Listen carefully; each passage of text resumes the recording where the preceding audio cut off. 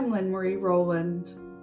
There's a moment when we notice that change does not arrive the way we were taught it would. It does not come all at once, it does not resolve cleanly, and it does not move in a straight line from before to after.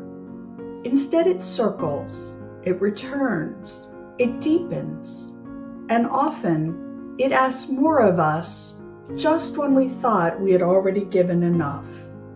And at first, this can feel like failure.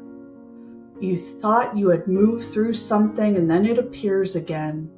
A familiar pattern, a familiar grief, a familiar question rising in a slightly different form. You can hear a voice inside you that says, "Why am I here again?" But what if this is not repetition but a spiral?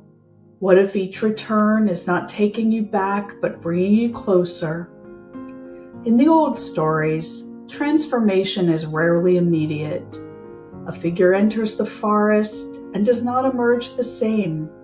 But the forest does not reveal itself all at once. There are thresholds, encounters, moments of losing the path and finding it again. There are companions who appear only for a part of the journey.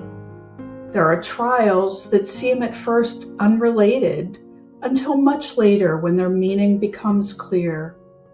This is how change actually takes shape, not as a single moment of becoming, but as a series of meetings between who you have been and who you are becoming.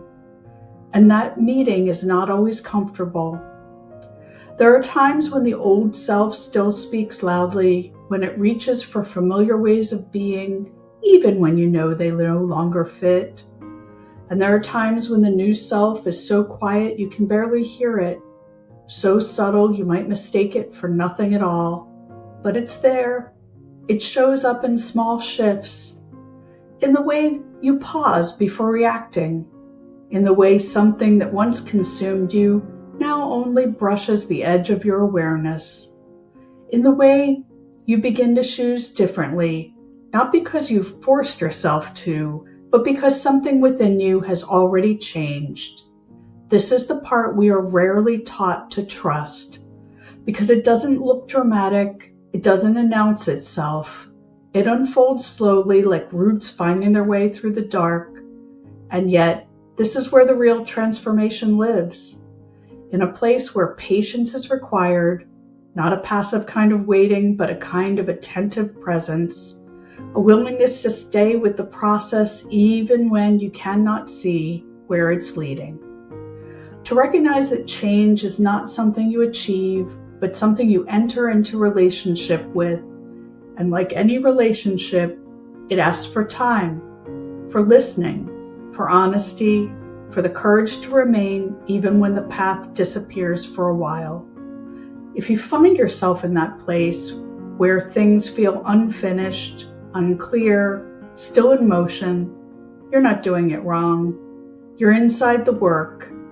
The question is not, how do I get through this faster, but what is this moment asking of me that I've not yet been willing to see?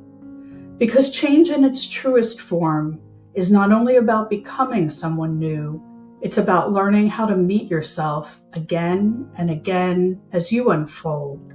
And over time, almost without noticing, you begin to realize you're no longer where you started. Even if the path is curved and doubled back, something within you has taken root, and that is how change takes shape. In the next video, we'll begin to look at how you trust the self that you have now become. If you'd like to continue, you're welcome to subscribe or to explore this work at my various websites.